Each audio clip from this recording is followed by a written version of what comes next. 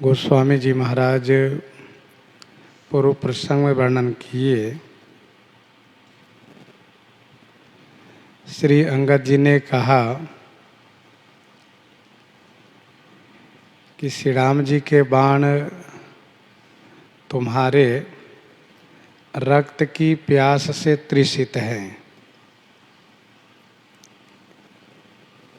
इसीलिए मैं तुझे मार नहीं रहा हूँ।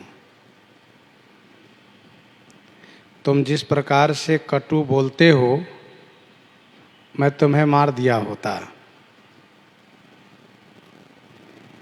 फिर श्री अंगद जी ने कहा कि ऐसा मत सोचना कि मैं तुम्हें दांत नहीं तोड़ सकता हूँ। मैं तुम्हारे सभी दांतों को तोड़ सकता हूँ जो बार बार बत्तीसी दिखाते हो, परंतु श्री राम जी मुझे आदेश नहीं दिए हैं।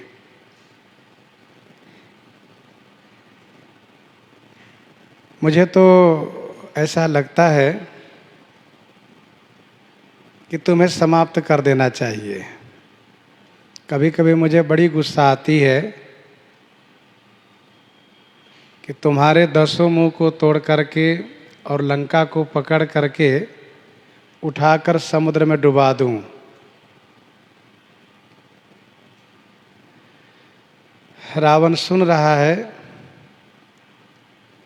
फिर श्री अंगद जी ने ये कहा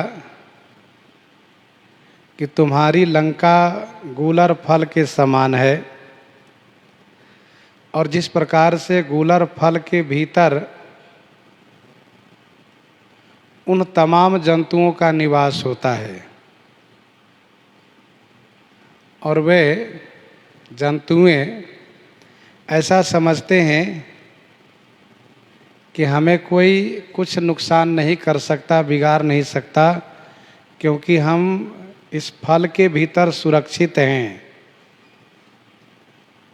लेकिन बानर फल खाने में बहुत रुचि रखता है, और मैं भी बानर हूँ। मुझे लंका रूपी इस गूलर फल को खाने में देरी नहीं लग सकती। मैं इस बात को फिर से कहूँगा कि श्री राम जी आदेश नहीं दिए हैं। आय सुमोहिन दिन रघुनायक, आय सुमोहिन आय सुदिन न राम उदारा। रावण कह सकता है कि आदेश दिए होते तब क्या करते। अंगद जी ने कहा ये सब करके हम दिखाते, जैसा कि मैंने तुमसे अभी कहा।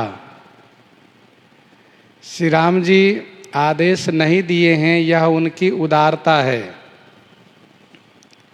श्री राम जी बड़े उदार हैं,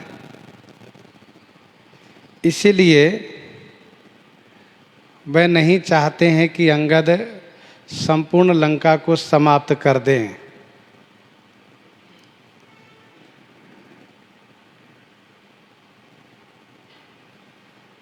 श्री राम जी अपनी पावनी कीर्ति को विस्तार करने के लिए आने वाले समय में भक्तों के लिए चरित्र का विस्तार हो, इसलिए इस प्रकार से लीला कर रहे हैं। नहीं तो तुम्हें मारना उनके लिए व उनके भक्तों के लिए, सेवकों के लिए कोई बड़ी बात नहीं है। जग पावन कीरति विस्तरहि, गाई गाई भवनिधि नर तरहि। जग विस्तारहि विशद जस राम जन्म कर हेतु।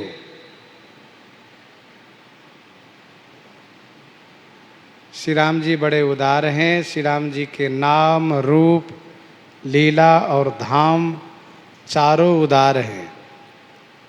उदार का मतलब होता है श्रेष्ठ, महान,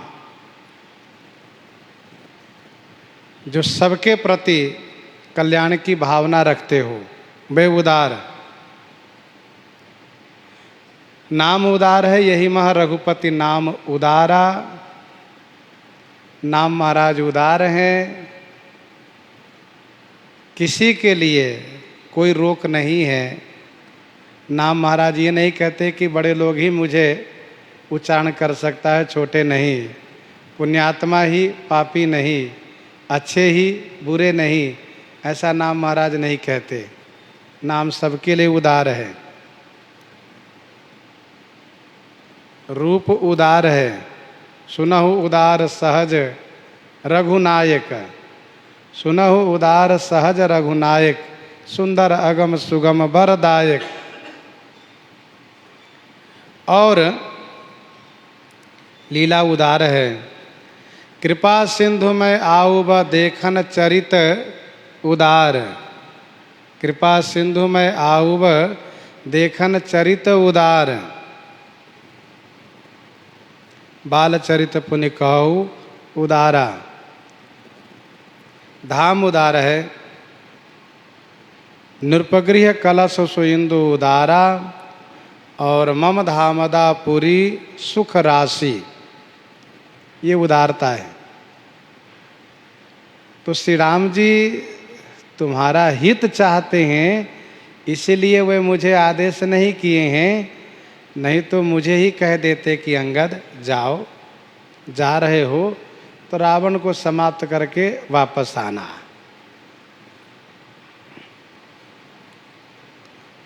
जुगुति सुनत रावण मुसुकाए,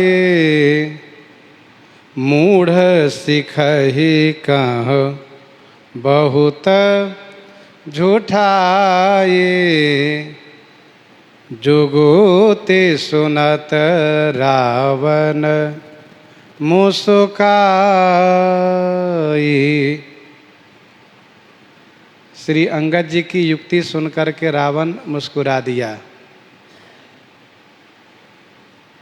और कहा, अरे मूढ़ बानर, बहुत झूठाई कहाँ सीखहीं, बहुत झूठ बोलना तुम कहाँ सीख लिए हो।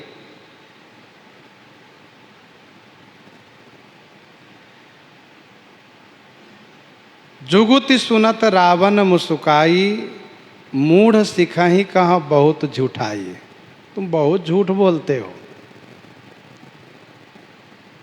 तुम्हारे बाप तो इतना झूठ नहीं बोलता था, तुम बहुत झूठ बोलते हो। तुम मूर्ख हो। ऐसा भी कहीं होता है कि रावण, ऐसा भी कहीं होता है कि लंका को गूलर के फल समान समझ करके कोई बानर खा ले। अरे ये लंका सुंदर अगम सुदृढ़ है, ये सब प्रकार से अगम है और सुदृढ़ है। सुंदर सहज अगम अनुमानी, किन तहाँ रावण रजधानी।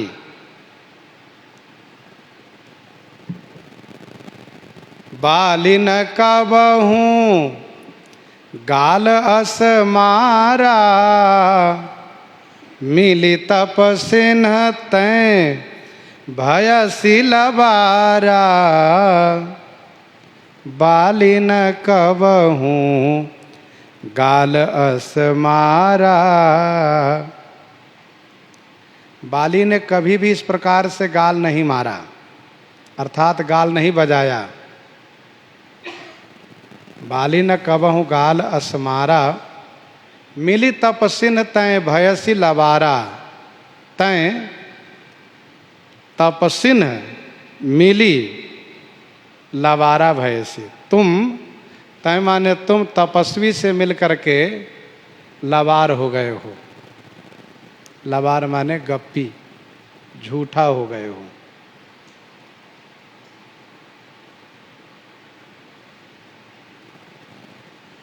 ये जो तुमने कहा है गुलरी फल समान तब लंका, ये कविता में कवि लोग अतिशय युक्ति का प्रयोग करते हैं। मानो रावण ये कहना चाहता, तुम कवि कब से हो गए, तुम कवि कब से हो गए हो।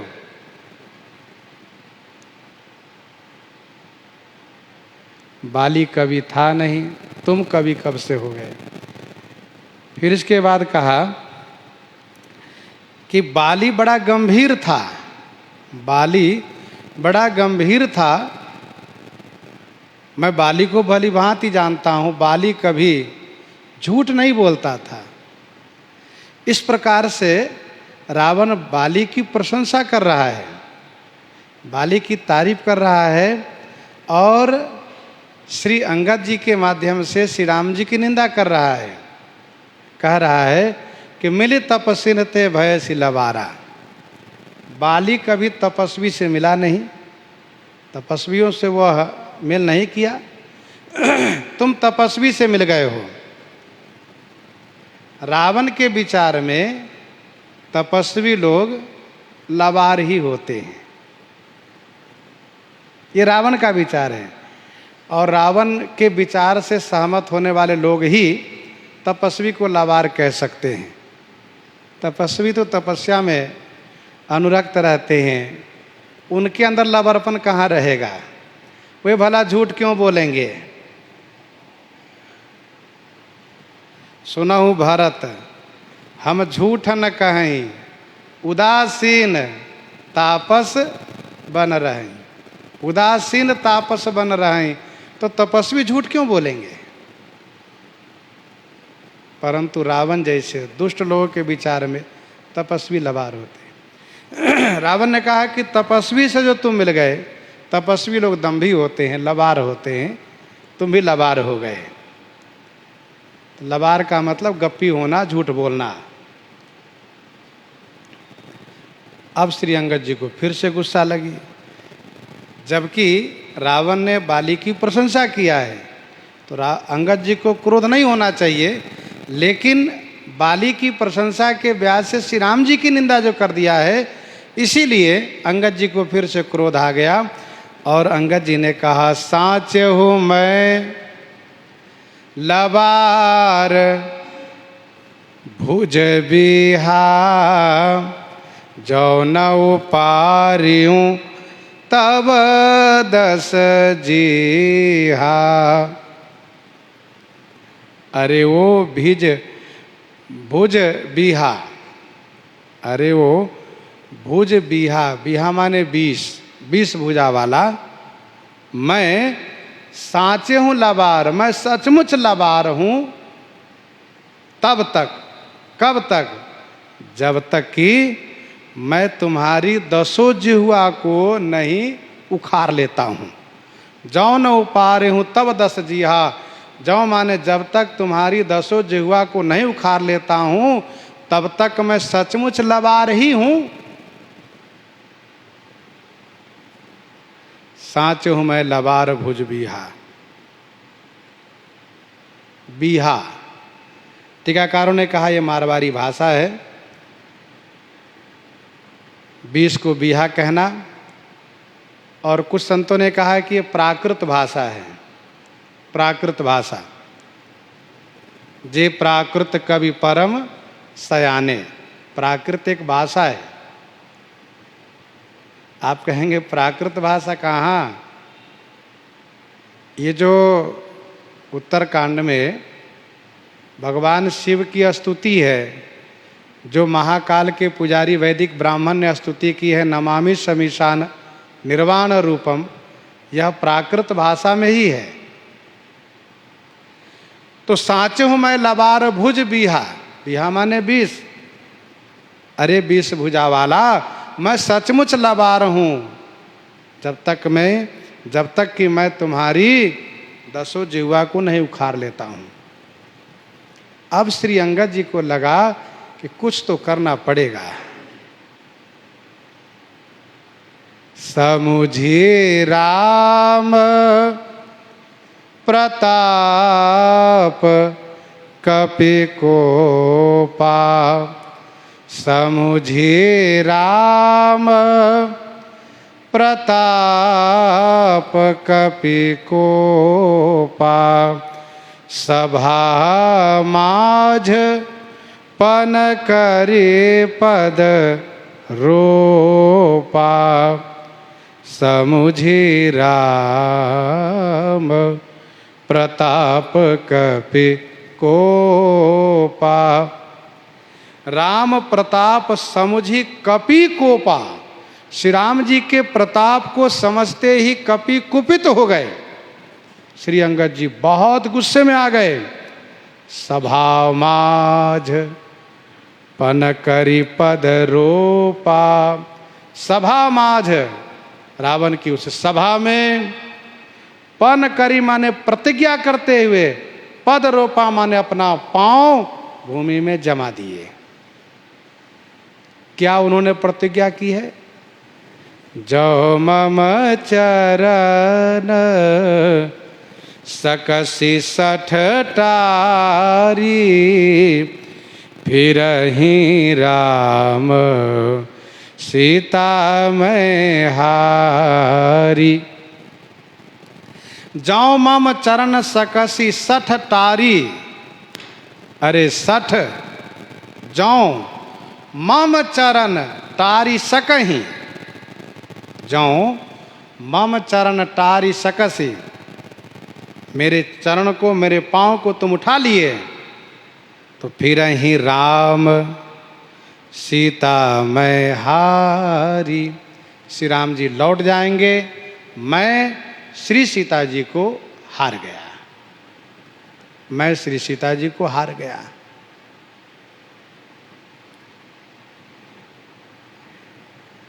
श्री अंगद जी बहुत तरह से बात किए, बहुत प्रकार से बात किए, लेकिन बातों से बात रावण को जमी नहीं। कुछ लोग कहते हैं कि अंगद जी अपना पांव पृथ्वी में जमा दिए। वीर लोग तो अपनी भुजा का पराक्रम दिखाते हैं। वीरों में भुजा प्रधान है।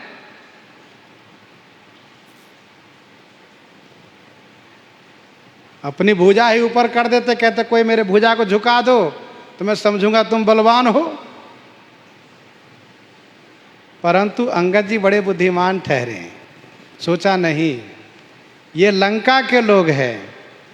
एक बहुत प्रसिद्ध लोकोक्ति है, बात लातों के देवता बात से नहीं मानते हैं। जो लातों के देवता होते हैं वो बात से नहीं मानते हैं। तो अंगद जी को लगा कि अब इनके लिए लात ही जरूरी है, क्योंकि इन लोगों की आदत बहुत बिगड़ी हुई है। लंका वासियों की आदत बहुत बिगड़ी है। श्री अंगद जी जब लंका में प्रवेश किए और रावण के बेटे से उलझ गए, तो रावण के बेटे ने अपने बाप के बल से तुरंत अंगद जी पर लात उठा दिया। कहा अच्छा तो यहाँ लात उठाते हो पहले ही। लेकिन उसने लात उठाई तो उसका परिणाम उसको दिया अंगद जी। उसने लात उठाई तो अंगद जी ने उसके लात को पकड़ के घुमाया और धोबिया पाट से पटक करके उसको मार डाला। लेकिन श्री अंगद जी ने यह विचार किया कि ये लोग लातों के देवता हैं, इसलिए अपना पांव जमाया कि मेरे पांव पकड़ो, तुम लात से मानोगे, बात से नहीं मानोगे। वस्तुतः रावण को नीचा दिखाना है, इसलिए अंगद जी ने अपना पांव रोपा, यह सोच करके कि श्री राम जी के प्रताप से, श्री राम जी की कृपा से मेरे पांव को कोई उठा नहीं सकता। ये तो बिल्कुल सत्य है, रावण भी नहीं उठा सकता। भले ही विश्व विजेता है, दिग्विजयी रावण है, तो क्या हुआ? श्री राम के प्रताप पर श्री अंगद जी को पूरा भरोसा है। इसीलिए उन्होंने विचार किया कि जब मेरे पांव उठाने के लिए रावण आवेगा तब मैं इसको अपमानित करूंगा, और इस प्रकार से अपमानित करूंगा कि फिर ये कहीं का नहीं रहेगा। हो सकता है कि ये लात से ही मान जाए, मेरे लात को नहीं उठा पाएगा तो मान भी सकता है। इसलिए अंगद जी ने अपना पांव रोपा है, और हुआ भी यही। अंगद जी ने आगे कहा, ममपत गए न तो रूबारा, अरे जब गए सिन रामचरण सठ जाई, रावण पानी पानी हो गया। कुछ लोग कहते हैं रावण पांव उठाने गया तो अंगद जी झट से अपना पांव पीछे कर लिए। ये कहना गलत है। अंगद जी पांव नहीं हटाए हैं, पांव जमाए थे, लेकिन अंगद जी ने इस तरह से शब्द बाण का प्रयोग किया है कि शब्द बाण को ही रावण नहीं सह सका और वापस हो गया। झुका तो था, लेकिन अंगद जी के शब्द बाण के सामने ठहर नहीं सका, वहीं से वो सिर झुकाकर लौट लिया है। आगे हम लोग चर्चा करेंगे।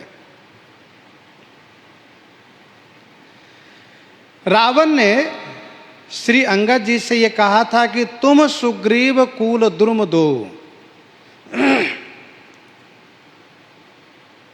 ये कहा था कि तुम सुग्रीव कूल द्रुम दो। तुम और सुग्रीव नदी के किनारे के वृक्ष हो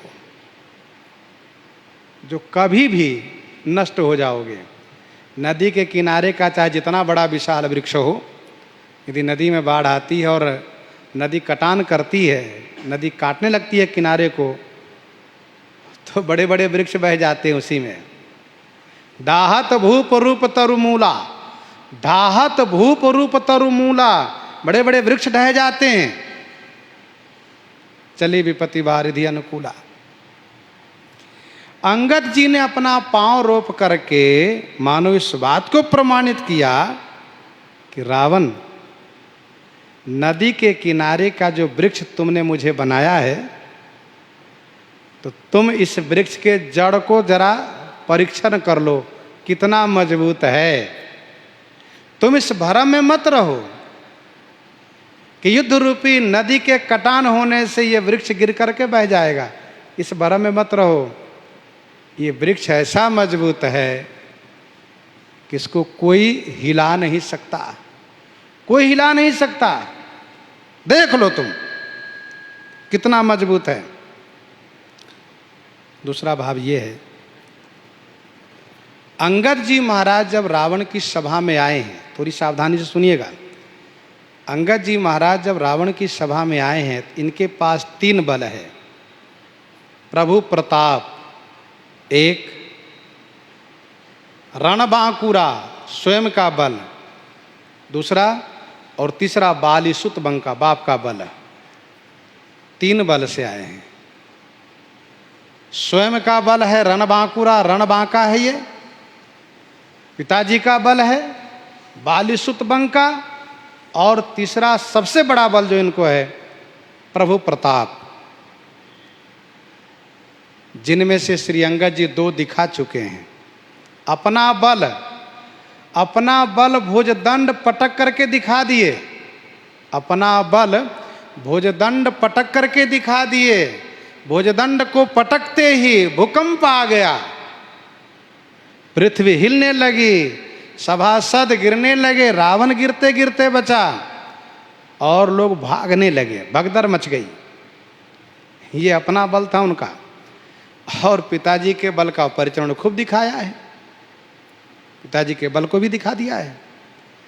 अब रहा श्री राम प्रताप दिखाना, तो श्री अंगद जी ने सोचा कि अब तो मैं श्री राम प्रताप का परिचय दूंगा ही। समुझी राम प्रताप कपि कोपा। तीसरा भाव ये है, अंगद जी ने सोचा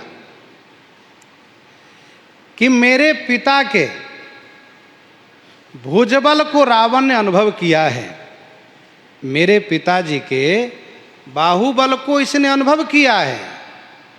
अब बाली के बेटा अंगद के पांव बल को अनुभव कर ले। बाहुबल को देखा, वैसे वीरों में बाहुबल की प्रसिद्धि है, पांव चरण बल की प्रसिद्धि नहीं है। पांव कमजोर हो जाता है, पांव कमजोर पाया जाता है, बाहु मजबूत होता है वीरों का। लेकिन अंगद जी ये विचार किए कि मेरे पिता के बाहुबल को इसने देखा है, और पिता के जो मैं बाली पुत्र हूँ इसलिए मेरे पांव बल को देख लिए, इसलिए पांव को रोपा है। चौथा भाव यह है,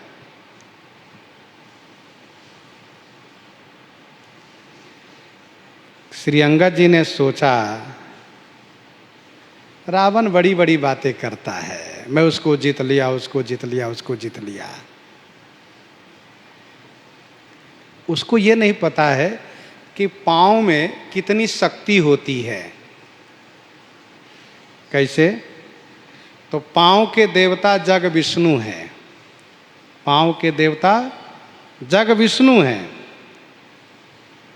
पद अंगुष्ठ के देवता शेष हैं। पाँव में जो अंगुष्ठ है ना, अंगूठा, उसके देवता शेष हैं। बचे 4 अंगुल, इन चारों अंगुली के देवता दिग्गज हैं। पद पृष्ठ ऊपर वाले भाग के देवता कूर्म हैं। एड़ी के देवता बाराह है। एड़ी के देवता बाराह है। तो जहाँ पर जग विष्णु से लेकर के शेष, दिग्गज, कूर्म, बाराह सब विराजित हैं और सब भगवान ही हैं। सब भगवान हैं।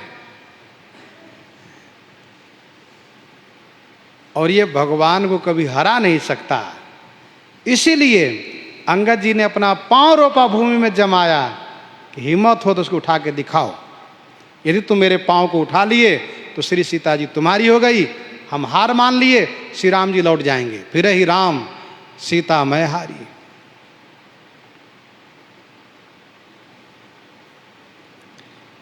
नहीं उठा सकता है।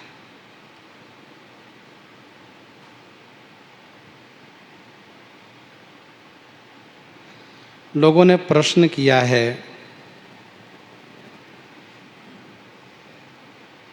कि श्री अंगद जी क्या जो प्रतिज्ञा किए हैं इस पर खूब विचार किए हैं या नहीं, ये प्रश्न किया है लोगों ने। श्री अंगद जी जो प्रतिज्ञा किए हैं फिर ही राम सीता मैं हारी, क्या ये विचार पूर्वक प्रतिज्ञा है कि अनविचार ही है? इसका समाधान ये है कि श्री अंगद जी खूब विचार करके प्रतिज्ञा किए हैं।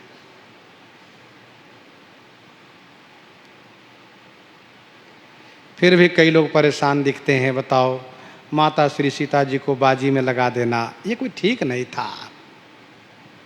स्वामी के लिए समस्या खड़ा कर देना। वे लोग दूसरा अर्थ भी करते हैं, आगे हम लोग चर्चा करेंगे अभी। परंतु श्री अंगद जी के मन में कोई न संदेह है, न किसी प्रकार से मन में अविश्वास है। सुदृढ़ विश्वास है, निश्चय है कि श्री राम जी के प्रताप के सामने रावण का कुछ नहीं चल सकता। श्री अंगद जी श्री राम जी के प्रताप को देखे भी हैं और सुने भी हैं।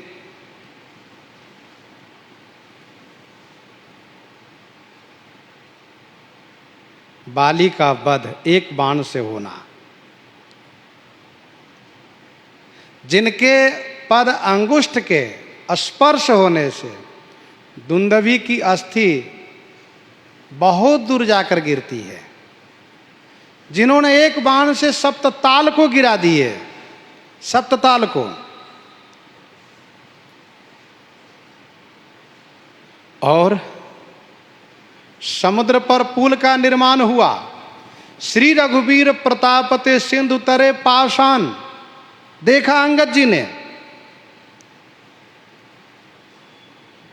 श्री हनुमान जी महाराज श्री रघुनाथ जी के प्रताप से लंका से आकर के सकुशल वापस हुए, और यूं ही नहीं शत्रु के मान मर्दन करके और शत्रु के सैन्य शक्ति को बहुत नुकसान करके वापस हुए।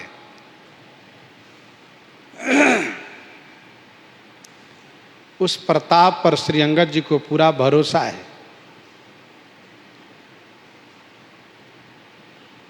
उमान कछु कपि कई अधिकाई, प्रभु प्रताप जो काल ही खाई। जो श्री राम जी पर भरोसा रखता है, जिनको श्री राम जी के पराक्रम पर विश्वास है, वह कभी कहीं भी पराजित हो ही नहीं सकता है। क्योंकि श्री राम जी का प्रताप चहुँ जुग चहुँ श्रुति नाम प्रताप, चहुँ जुग चहुँ श्रुति नाम प्रभाव, कलि विशेख नहीं आनु पाऊ। तो सभी युगों में सभी समय में भगवान का प्रताप एक जैसा रहता है। और सबसे बड़ी बात प्रेम विश्वास की है, सबसे बड़ी बात प्रेम विश्वास की है। गोस्वामी जी ने लिखा विनय पत्रिका 226 में, प्रीति प्रतीति जहाँ जाको, प्रीति प्रतीति जहाँ जाको, ताको तह काज सरो। जिसको जहाँ प्रेम विश्वास होता है वहीं उनका काम बनता है। श्री अंगद जी का विश्वास अडिग है श्री राम प्रताप पर, उस प्रताप पर जो तृणते कोलेस, कोलेस तृण करही, तृणते कोलेस, कोलेस तृण करही। उस प्रताप पर भरोसा है। अंगद जी को ये भी तो पता है, जब सुग्रीव वाली से युद्ध किए और वाली ने मुष्टिका प्रहार किया और सुग्रीव बड़े व्याकुल हो गए, तो तत्क्षण श्री राम जी उनको स्वस्थ कर दिए। कर परसा सुग्रीव शरीरा, तनभा कुलिस गई सब पीरा। देखो भाई, श्री राम जी के प्रताप से कुछ भी असंभव नहीं है, सब कुछ संभव है। केनोपनिषद की एक कथा है, केनोपनिषद की एक कथा है। देवासुर संग्राम में देवता विजयी हुए, दुर्भाग्यवश देवता लोग अभिमानी हो गए। एक जगह सब लोग जब उपस्थित हुए तो अपने अपने बल का बखान करना शुरू किए। पवन देव अपने अभिमान में झूम रहे हैं, तो वरुण देव भी कम नहीं, अग्निदेव भी एक कदम पीछे नहीं हटने वाले हैं। सब के सब अपने अपने बल का बखान कर रहे हैं। ठाकुर जी को अच्छा नहीं लगा, तो ठाकुर जी यक्ष के रूप में उन देवताओं के पास में प्रकट हो गए। सबकी दृष्टि गई, ये कौन सा आया? कहा चाहे जो भी आया हो हम तुरंत मार सकते हैं। कहा कौन जाएगा? कहा पवन देव ने कहा हम जाएंगे, क्योंकि सबसे अधिक बलवान हम हैं। ऐसा कहा, पवन देव गए, पूछा आपका परिचय। यक्ष रूपधारी भगवान ने कहा आपका परिचय? कहा मेरा परिचय कौन नहीं जानता, मैं बलों के अधिष्ठाता पवन देवता, मेरे बिना कोई काम नहीं हो सकता है। जिस शरीर के अंग में मैं न रहूं अंग काम नहीं करेगा। लोग कहते हैं कि इनको पवन ने मार दिया, हवा मार दिया। हवा मार नहीं दिया, हवा हट गए वहां से, जिसको फालिस मारना कहते हैं। तो यक्ष रूपधारी भगवान ने कहा क्या कर सकते हो? कहा क्या कर सकते हो? अरे मैं चाहूं तो पूरे ब्रह्मांड को एक पल में उखाड़ के फेंक सकता हूं, उड़ा सकता हूं। ऐसा भगवान ने तुरंत एक तिनका को सामने रख दिया, इसको जरा उड़ा के दिखाओ उखाड़ करके। पवन देवता ने अपनी पूरी शक्ति को लगाया और लज्जित होकर के चले गए। बारी बारी से अमुक अमुक वरुण देवता, अग्नि देवता सब के सब आते गए, सब लज्जित होकर चले गए। कुछ नहीं कर पाए, न उसको कोई उड़ा पाए, न कोई जला पाए, न डुबा पाए, कुछ नहीं कर पाए उसका। भगवान अंतर्ध्यान हो गए। देवता लोग बड़े आश्चर्यचकित थे, एक दूसरे से आंख नहीं मिला रहे हैं। क्यों? क्योंकि बहुत अपने आप को बखान कर रहे थे, इसलिए अब आंख नहीं मिला रहे, कैसे कहें। इसी बीच भगवती श्री पार्वती जी का प्राकट्य हुआ। देवताओं ने वंदन किया, कहा माँ ये क्या हुआ, हम लोग कुछ समझ नहीं पा रहे हैं। तो भगवती ने कहा, तुम लोगों के अभिमान को तोड़ने आए थे भगवान, अभिमानी हो गए थोड़े में, युद्ध में इतना मार खाए सब भूल गए, विजयी क्या हो गए कि अभिमानी हो गए। अरे भगवान ने कृपा की जो तुम विजयी हो गए, इस बात को भूल गए। कहाँ माता जी। तो भगवती श्री पार्वती जी की कृपा से सबको ईश्वर के संदर्भ में बोध होता है, ज्ञान होता है। कि उपनिषद में उस प्रसंग को सुनाने का अभिप्राय यह है कि भगवती कृपा करती हैं तब जा कर के ईश्वर तत्व का बोध होता है। प्रस्तुत प्रसंग में उस प्रसंग को सुनाने का मतलब यह है कि भगवान के प्रताप से सब कुछ संभव है। एक तिनके को यदि ठाकुर जी बल दे दें तो उनका कोई नुकसान नहीं कर सकता है। श्री अंगद जी को भरोसा है, विश्वास है।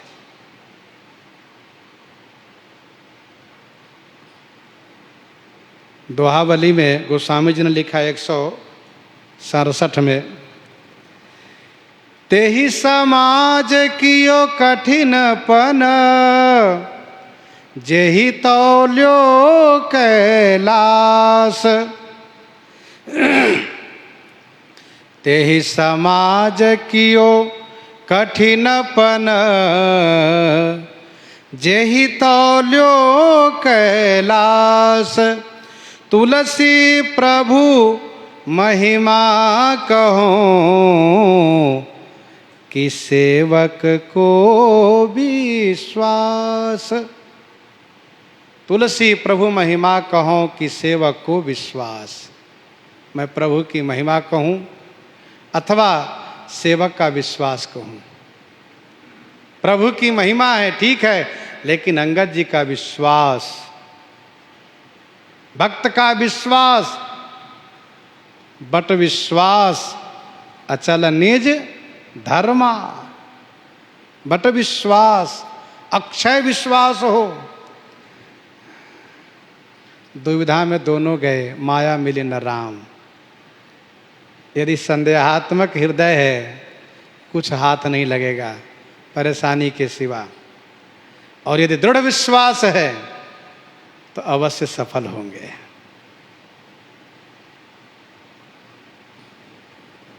श्री राम जी के प्रताप और बल के भरोसे से श्री अंगद जी ने बाजी लगाया है। एक बात और आप सब समझ लीजिए, दूत को पूर्ण अधिकार दिया जाता है। दूत को पूर्ण अधिकार रहता है स्वामी के ओर से। आज भी अमुक अमुक देश में अमुक अमुक देशों का दूतावास होता है। जिस देश से दूसरे देश को यदि बढ़िया मेल भाव है, प्रेम है, तो उनका दूतावास होता है।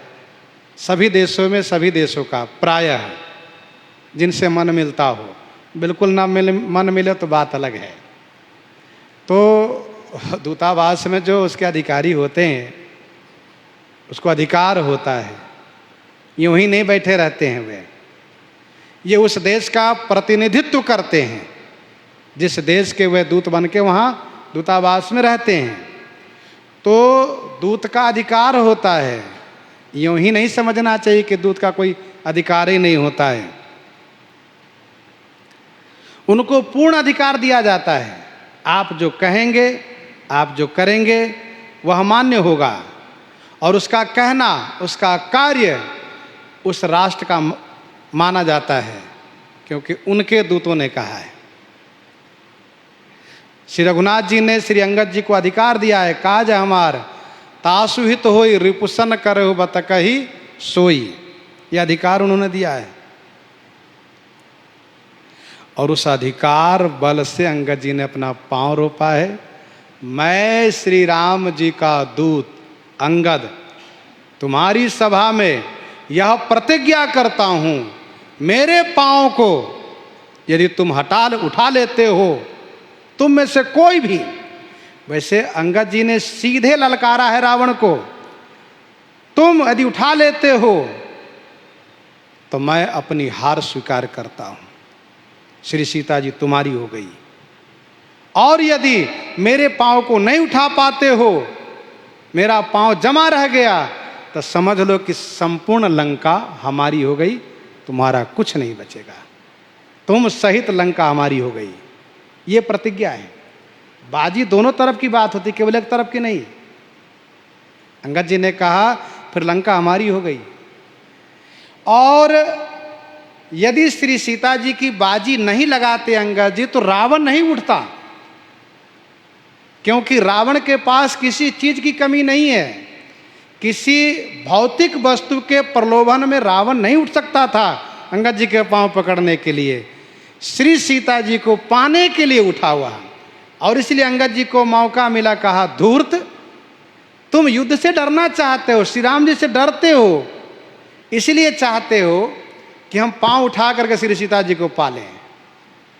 यदि तुम श्री राम जी से नहीं डरते, तुमको युद्ध से डर नहीं होता, तुम बड़ी बड़ी बात करते हो, तो तुम ये घोषणा करते कि मुझे श्री सीता जी मिले या ना मिले, लेकिन मैं बानर का पांव नहीं छूंगा। तुम बोलते, लेकिन तुमने ऐसा तो नहीं कहा।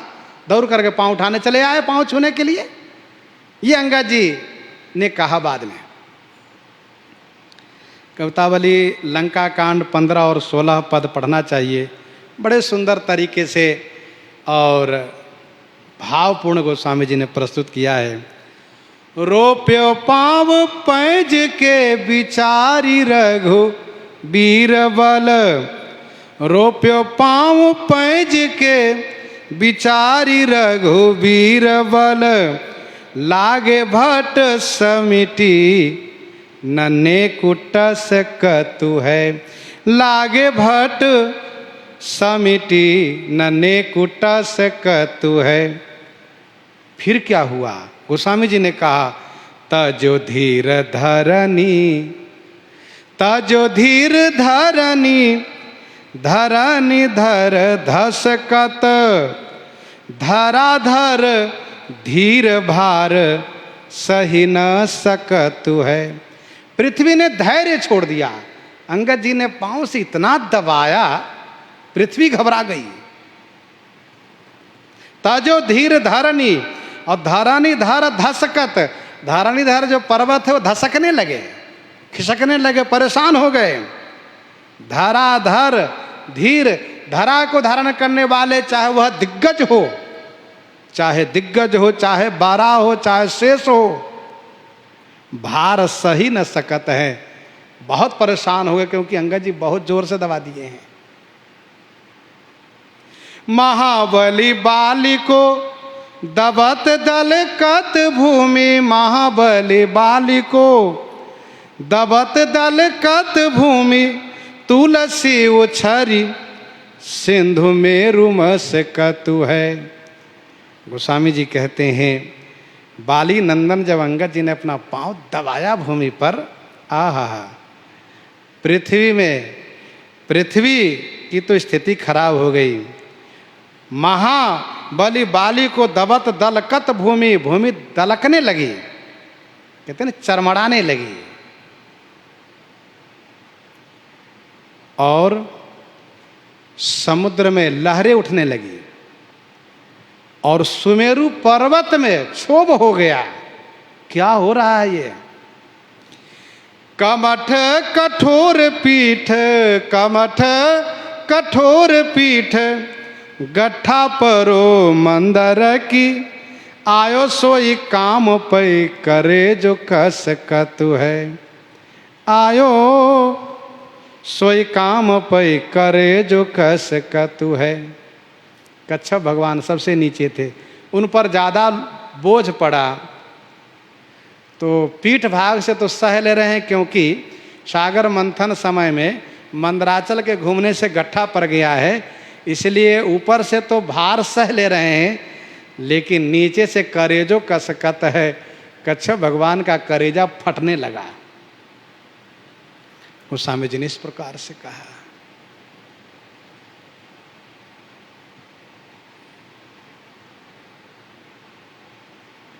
श्री अंगद जी अपने बल व प्रताप पर भरोसा, अपने बल व प्रताप पर बाजी नहीं लगाए हैं, श्री राम जी के बल और प्रताप पर। अंगद जी मन में सोच रहे हैं कि लंका के सभी वीरों को मैं हरा सकता हूं।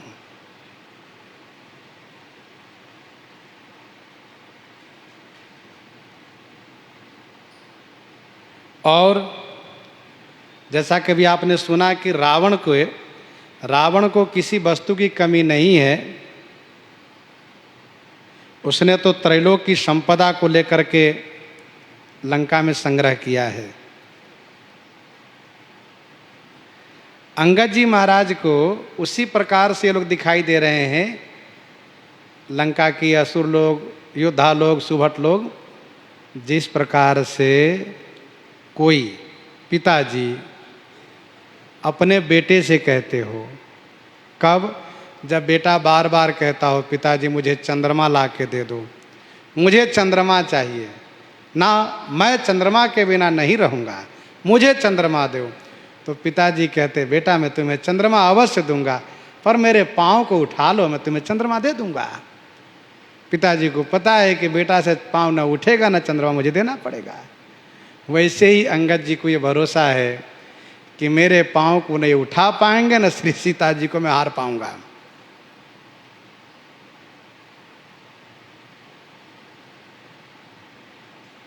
फिर ही राम सीता में हारी।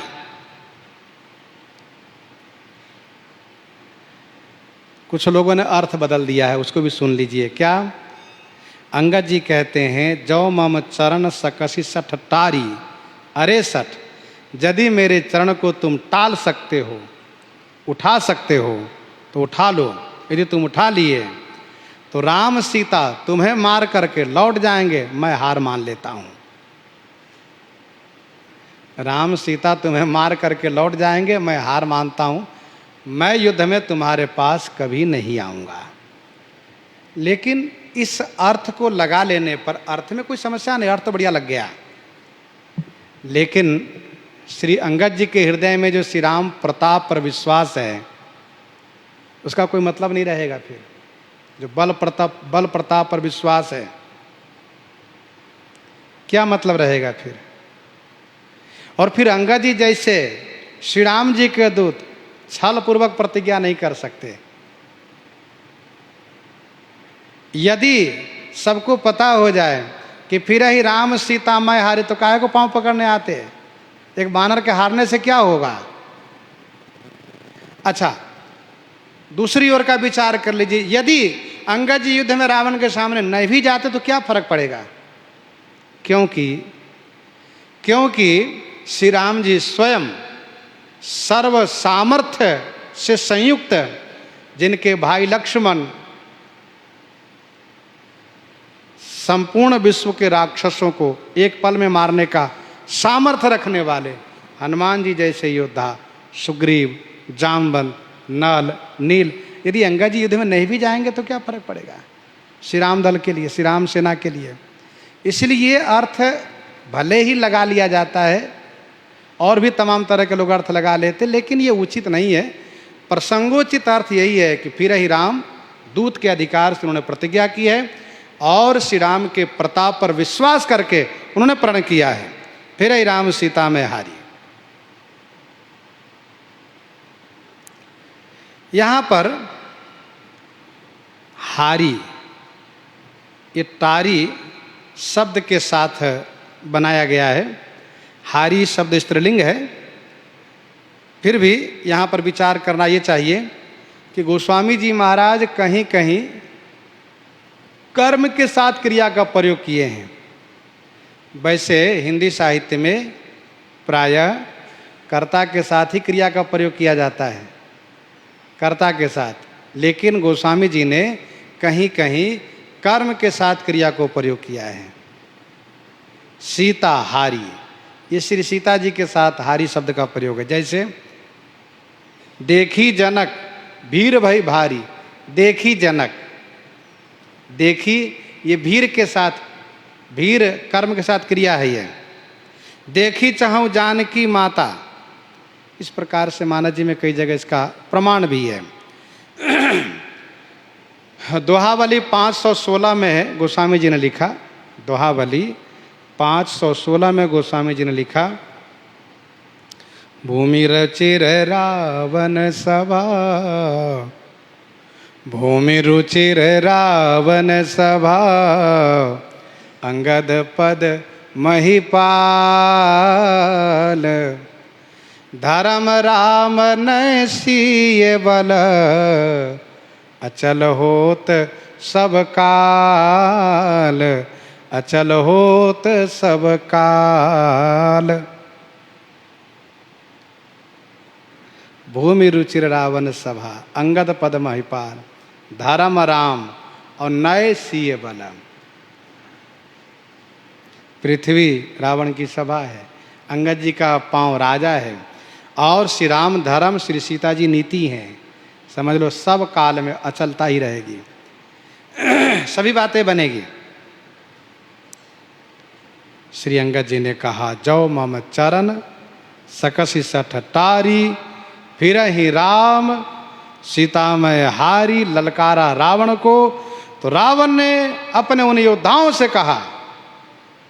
एक बात और सुन लेना चाहिए यहाँ पर, ये जो कुछ हो रहा है ठाकुर जी की अतिशय बलवती माया के द्वारा हो रहा है। ठाकुर जी की माया ने इस प्रकार से ये लीला रचाया है। सुनहु सुभट सब कह दस सीसा, पद गही धरनी पछारहु कीसा। सुनहु सुभट सब कह दस सीसा, पद गही धरनी पछारहु कीसा। 10 सीसा कह, अरे वो सब सुभटों सुनो, इस कीसा माने वानर को, पद गही माने पांव पकड़ के भूमि पर पछाड़ दो, पटक दो उठा करके। इसको समझ में आ जाए कि यहां पर कैसे बलवान लोग बैठे हैं।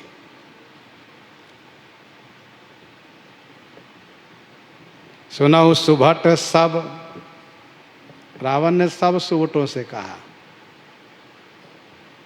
एक दो नहीं सब से कहा,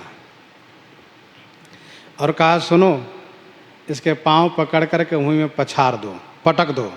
पछाड़ो माने पटक दो। अखाड़े में जब पहलवान भिड़ते हैं तो कहते हैं पछाड़ दो, उसी को रावण ने कहा पछाड़ दो। मल्ल युद्ध के अंतर्गत रावण का आदेश हुआ, जितने सुभट लोग हैं खुश हो गए। बड़ी अच्छी बात है, इस बानर के पांव पकड़ के उठा देने से श्री सीता जी की प्राप्ति हो जा रही है। ये तो बड़ी अच्छी बात है, बहुत बड़ा लाभ हो जाएगा, युद्ध टलेगा, श्री राम जी लौट जाएंगे, बवाल नहीं होगा, लड़ाई झगड़ा नहीं होगा। खुश हो गए सब। उसमें इंद्रजीत मेघनाद भी सम्मिलित, वो भी सोच रहा ठीक है ये बवाल टले, झगड़ा खत्म हो। इंद्रजीत आ दिक बलवाना, हरसि उठे जहाँ तहाँ भट नाना। इंद्रजीत आ दिक बलवाना, हरसि उठे जहाँ तहाँ भट नाना। इंद्रजीत आदिक बलवाना, इंद्रजीत आदि बलवान पहलवान, जहाँ तहाँ, जो जहाँ है तहाँ वहीं से। नाना भट्ट, नाना भट्ट माने अनेक योद्धा। हरसि उठे, हरसि उठे माने प्रसन्नता पूर्वक उठे। हरसि उठे जहाँ तहाँ भट्ट नाना। इंद्रजीत आदिक बलवाना, हरसि उठे जहाँ तहाँ भट्ट नाना। गोस्वामी जी इंद्रजीत का नाम पहले लिए क्योंकि रावण की सभा में सबसे बड़ा बलवान यदि कोई है तो वह है मेघनाद। बारिदनाद जेठ सुत तासु भटमः प्रथम लीक जग जासु। और आदिक में जितने हैं कौन कौन? कुमुख, अकंपन, कुलिशरद। कुमुख, अकंपन, कुलिशरद, धूमकेतु अतिकाय, एक एक जग जीति सक ऐसे सुभट निकाय। ये सब उठकर खड़े हुए, बड़े खुश हैं। किसी ने पूछा, भाई क्या बात है, बड़े खुश से, बड़े प्रसन्न नजर आ रहे हो? कहा क्यों नहीं खुश रहेंगे, जहाँ इतने बड़े युद्ध की संभावना थी, जहाँ बहुत संहार होने की संभावना थी, वहाँ थोड़े में बात बन जा रही। केवल बानर के पाँव ही तो पकड़ के उठाना है, कितना वजन है इसका, उठा कर भी फेंक देते हैं। इसीलिए खुश है। श्री अंगद जी को तुच्छ समझ करके युद्ध से बच गए, इसलिए सब खुश हैं, प्रसन्न हैं। अब गए, झपट ही करी बल विपुल उपाय, पद नटरई बैठहि सिर नाई। झपट ही करी बल विपुल उपाय, पद नटरई बैठहि सिर नाई। आहा, विपुल बल करी, पहले विपुल बल करी और फिर विपुल बल के साथ विपुल उपाय करी, फिर झपट ही माने झपटते हैं। अब उठाते नहीं, झपटते हैं। कम से कम थोड़ा हिलिए जाए, थोड़ा सा खिसक जाए, 1 इंच भी खिसक जाए तो हम कह देंगे हाँ पाँव हट गया इनका, और फिर हम लोग शोरगुल कर देंगे हाँ इनका पाँव हट गया। झपट ही करी बल विपुल उपाय, पद न टरई बैठे सिरुनाई। पद नहीं टलता है, पाँव नहीं टलता है, तो सिर नाई बैठे ही। सिर नाई माने सिर झुका करके, सिर नीचा करके बैठ जाते हैं। अब ये सिर ऊपर नहीं करते हैं, क्यों? अब हमसे नहीं उठा तो जिनसे उठे वे उठावें, हमें नहीं देखना है। इसलिए भी सिर नहीं उठाते हैं कि कोई आंख में आंख मिलाएं। क्यों? बहुत वीर बनते थे, क्या बात है, तो वे मटकेंगे, वही आंख से आंख मिलाकर चिढ़ाएंगे। इसीलिए सिर झुका लिए, कोई देखे ना। अरे इनका बस चले तो भाग जाते, डर के मारे नहीं जा रहे, नहीं तो रावण नाराज है, क्यों भाग गया तुम? इसलिए चलो यहीं बैठे रहते हैं। विपुल बल उपाय करी झपटही, पहले बहुत बल लगाए, और बल लगाने से नहीं काम चला तो उपाय किए, जुक्ति लगाए, उससे भी नहीं काम चला तो झपटना शुरू किए। लेकिन अंगद जी का पांव टला नहीं, सिर झुकाकर बैठ गए। कुछ देर बैठे रहे, उसमें से कुछ बड़े बड़े अपने आप को योद्धा मानने वाले सोचा कि अमुक उपाय करते तो काम बन जाता, इसलिए फिर से आए। पुनि उठी झपटही सुर आराती, पुनि उठी झपटही सुर आराती, टरई न कीस चरण यही भांति, टरई न कीस चरण यही भांति। सुर आराती, सुर आराती माने देवताओं के शत्रु, असुर राक्षस लोग। पुनि उठी झपटई, फिर से उठ के गए और फिर झपटने लगे। लेकिन कीस चरण यही भांति न टरई। कीस माने वानर का चरण इस प्रकार से नहीं टल रहा है। किस प्रकार से? इसकी पुष्टि आगे की चौपाई में गोस्वामी जी करते हैं। जिस प्रकार से जनकपुर के स्वयंवर भूमि में राजा लोग विभिन्न प्रकार से उपाय किए। तमक ताक तक शिव धनु धरही, तमक ताक तक शिव धनु धरही, उठई न कोटि भांति बल करही। तमक धरही धनु मूढ़ नृप, उठई न चलई लजाई, मनहु पाई भट बाहुबल अधिक अधिक गरुआई। डगई न शंभु सरासन कैसे, कामी वचन सती मन जैसे। सब नृप भय जोग उपहासी, जैसे बिनु विराग सन्यासी। वही हाल यहाँ हुआ, वही हाल यहाँ हुआ।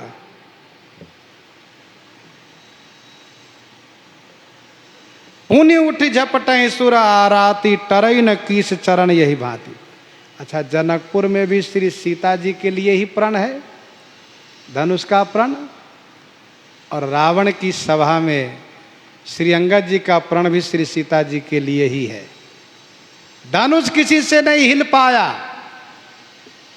तिल भर भूमि न सके उछड़ाई, तिल बराबर भूमि से भी नहीं खिसका पाए। वैसे ही अंगद जी के पांव को भी कोई हिला नहीं पाए, एक तिल बराबर भी नहीं खिसका पाए। लगता है कि ब्रह्मा जी ये बिल्कुल पृथ्वी के साथ ही पांव को रच दिए हैं, बिल्कुल नहीं हिल रहा है। टरई न कीस चरण यही भांति। वहां दो उदाहरण दिए। सब नृप भय जोग उपहासी, जैसे बिनु विराग सन्यासी। और डगई न शंभु सरासन कैसे, कामी वचन सती मन जैसे। एक निवृत्ति मार्ग और दूसरे प्रवृत्ति मार्ग, वहां दो उदाहरण दिए, यहां भी दो उदाहरण है। पुरुष कुजोगी जिमि उरगारी, पुरुष कुजोगी जिमि उरगारी, मोह बिटप नहीं सकहीं उपारी, मोह बिटप नहीं सकहीं उपारी। पुरुष कुजोगी जिमि उरगारी, मोह बिटप नहीं सकहीं उपारी। जिमि माने जैसे, कुजोगी पुरुष। जिमि माने जैसे कुजोगी पुरुष। हे उरगारी, हे पक्षीराज, श्री काकभुसुंडी जी कह रहे हैं, हे उरगारी, हे पक्षीराज। जिमि माने जैसे कुजोगी पुरुष, मोह बिटप माने मोह वृक्ष को उखाड़ नहीं सकते, वैसे ही रावण की सभा में कोई भी सुभट अंगद जी के पांव को उठा नहीं सकते। जिस प्रकार से करोड़ों विघ्न आने पर भी संत का मन नीति को परित्याग नहीं करता, वैसे चाहे जितना उपाय कर ले राक्षस लोग, अंगद जी का पांव भूमि को नहीं छोड़ रहा है। सबके हार जाने पर अंगद जी ने फिर ललकारा, तब रावण आया है। और जब रावण आया है तो श्री अंगद जी ने इस प्रकार से कहा कि रावण लज्जित होकर के स्वयं वापस चला जाता है। प्रसंग को हम और आप यहीं पर हृदयांगम करते हैं। आइए श्रवण करते हैं श्री भक्तमाल जी से।